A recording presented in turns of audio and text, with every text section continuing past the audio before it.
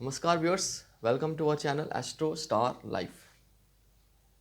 आज हम एक बहुत ही गंभीर समस्या पे बात करने जा रहे हैं। संतान प्राप्ति ना होने के ज्योतिष कारण। ऐसे क्या कारण होते हैं कि संतान जो है कपल्स को नहीं हो पाती है या देरी से होती है। सबसे ज़्यादा इसको कपल को सामना करना पड़ता है।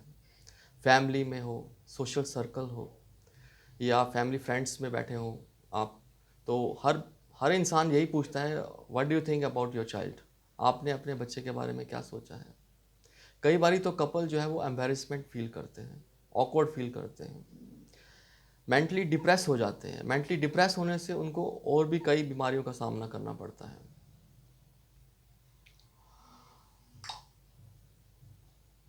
और ऐसे बहुत सारे रीज़न हैं, बहुत सारी परेशानियां हैं जो कपल्स को फेस करनी पड़ती हैं।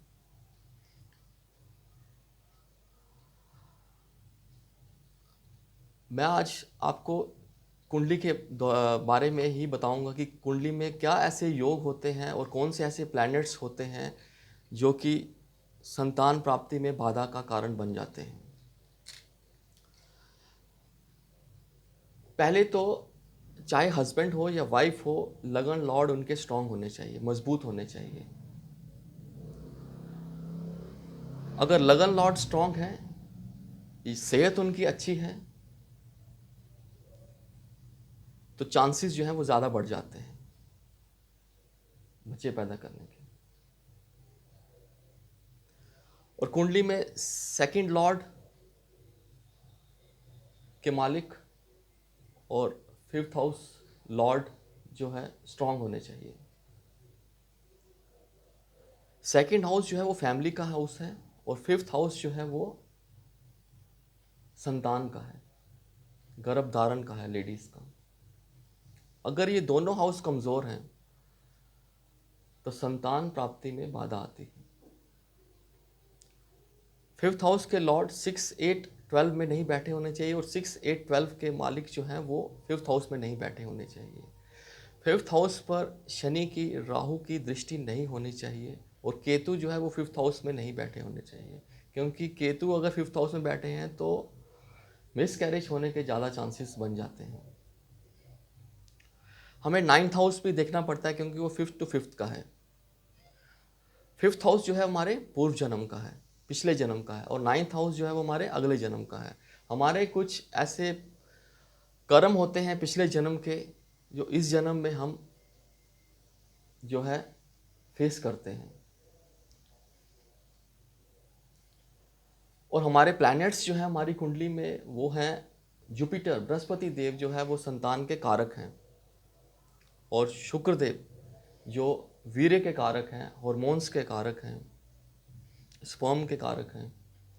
अगर बृहस्पति देव और शुक्र देव दोनों ही कमज़ोर बैठे हुए हैं, 2 डिग्री पे हैं, 4 डिग्री पे हैं, या 28 डिग्री पे हैं, या 27 डिग्री पे हैं, या राहु के नक्षत्र में हैं, या शनि के नक्षत्र में हैं, या 6वें घर में है, 8वें घर में है, या 12वें घर में बैठे हुए हैं, तो वो कमज़ोर माने जाते हैं। संतान प्राप्ति में बाधा उनको आती है। हमें जो है इनके उपाय करने चाहिए। तो आइए रेमेडीज की बात करते हैं।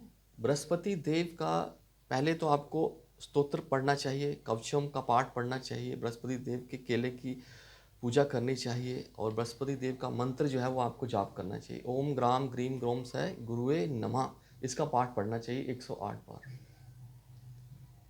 और शुक्र देव की भी पूजा करनी चाहिए। शुक्र देव का मंत्र है ओम द्राम द्रीम द्रोम से शुक्राय नमः, इनका आप पाठ पढ़िए 108 बार। शुक्र कवचम का पाठ पढ़िए, शुक्र स्तोत्रम का पाठ पढ़िए, माँ लक्ष्मी की पूजा कीजिए, विष्णु महाराज की पूजा कीजिए। और अगर शुक्र जो है वो सेकंड हाउस में बैठे हुए हैं तो आपको मैं एक शुक्र देव का उपाय बता देता हूँ। 2 किलो आलू लीजिए, उसको हल्दी का लेप लगा के आपने 43 दिन तक जो है वो गाय को खिलाना है। इससे शुक्र देव जो है वो मजबूत हो जाते हैं। और बृहस्पति देव की आप जितनी ज़्यादा पूजा करेंगे वो मजबूत होते चले जाएंगे। तो इससे आपको परेशानियों का सामना नहीं करना पड़ेगा। और सबसे अल्टीमेट उपाय मैं आपको बता देता हूँ, वो ये है, आप अनाथालय जाइए, अनाथ बच्चों की सेवा कीजिए, दुआएं लीजिए उनकी, और एटलीस्ट 8 साल तक करते रहिए। जितना ही आप अनाथ बच्चों की सेवा करेंगे, अनाथ बच्चों के काम आएंगे, आपके लिए ज़्यादा अच्छा रहेगा, क्योंकि उनकी ब्लेसिंग्स, उनकी दुआएं जो हैं वो आपके काम आएंगी। और जल्द से जल्द मैं यही कामना करता हूँ कि आप जो है वो माँ बाप बने, खुशहाल ज़िंदगी जिए, खुशहाल रहें ज़िंदगी में। इसके साथ मैं विदा लेता हूँ। Thanks for watching us. Thank you very much. Thanks. Like and subscribe us. Thank you.